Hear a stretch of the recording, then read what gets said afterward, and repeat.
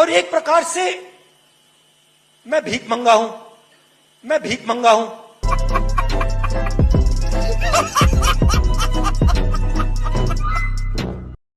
यहां पे मुझे बताओ, एक बात समझाओ, ये जो चील है ये यहां क्यों उड़ रहे हैं?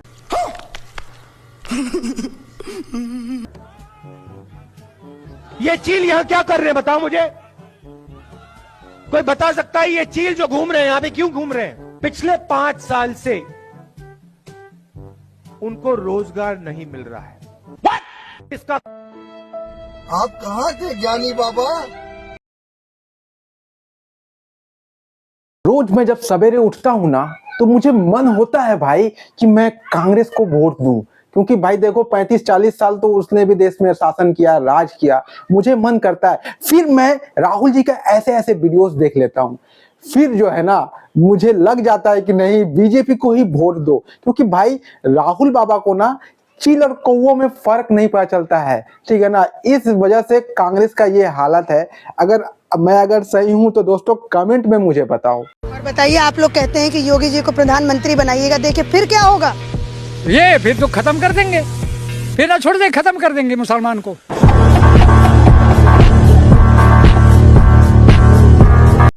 अरे योगी जी, आपका खौफ इतना हो गया है कि भाई आप बजाते हो उत्तर प्रदेश में, आवाज आता है दिल्ली में, चेन्नई में, हरियाणा में, मुंबई में, कहाँ कहाँ आवाज नहीं आता है।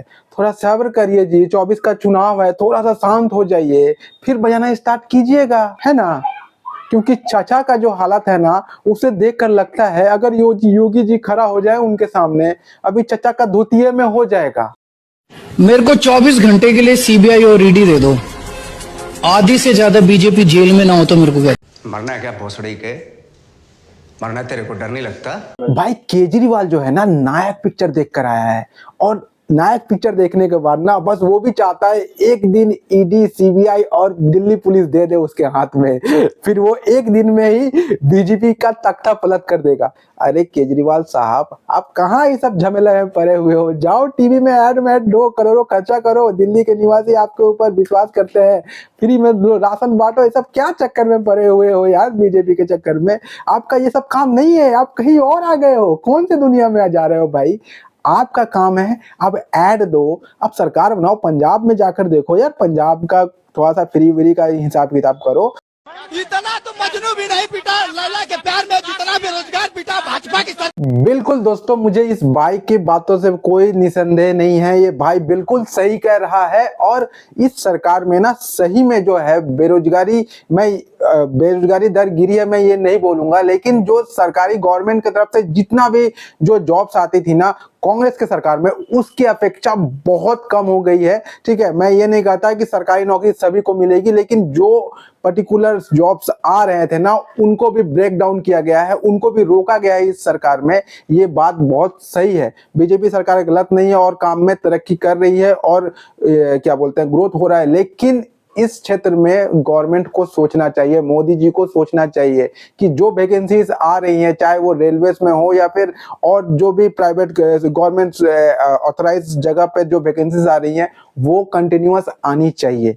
यूपी में सबसे बेहतरीन सरकार अगर किसी की आई थी तो भाई साहब मायावती की थी। कारण लखनऊ को लखनऊ बनाने वाली मायावती। कहने को आदमी चाहे कुछ भी कहे, बैकलॉग भर्तियां उसने इतनी निकाली, गिनवा दूं, देखिए सुनिए।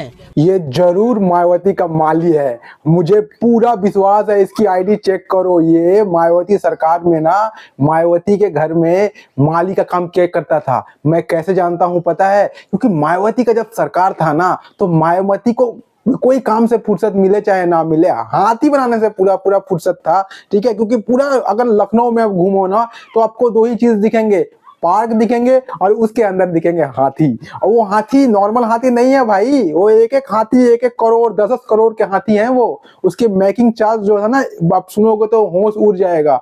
ये सरकार बस अपनी मूर्तियां और हाथी बनाने में व्यस्त थी, ये मायावती सरकार, और उसका ये पर्सनल माली है मुझे लगता है।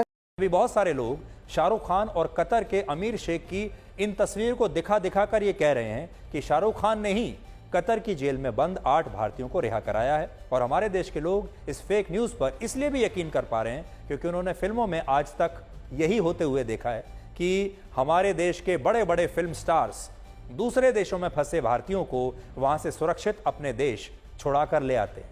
लेकिन आज लोगों को यहां यह समझना होगा कि ये फिल्म नहीं है, ये पठान नहीं है, ये जवान नहीं है, ये टाइगर जिंदा है नहीं है, ये असलियत है, ये हकीकत है। और हकीकत में इस तरह किसी दूसरे देश की जेल से आप किसी कैदी को छुड़ाकर नहीं ला सकते।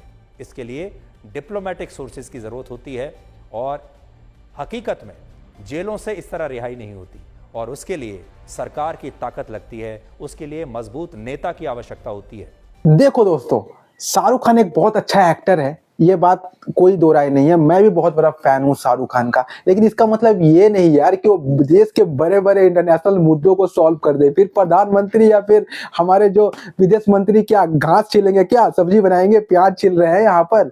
देखो, शाहरुख खान एक अच्छा व्यक्ति है, इस बात पे कोई दो राय नहीं है, लेकिन इसका मतलब वो नहीं कि जो अफवाह आप देख रहे हो ये नरेंद्र मोदी का इन्फ्लुएंस है। ठीक है, नरेंद्र मोदी अभी एक विश्व गुरु की तरह मतलब स्थापित है और उनकी बातें कोई नहीं टालता। इसके वजह से ही आप देख पा रहे हो कि यूएई में राम मंदिर बनना या फिर एक हिंदू टेंपल बनना, ये एक चीज इंडिकेट करता है इस चीजों को। शाहरुख खान मूवी में करता है, इसका मतलब क्या यार, कुछ भी कर देगा क्या?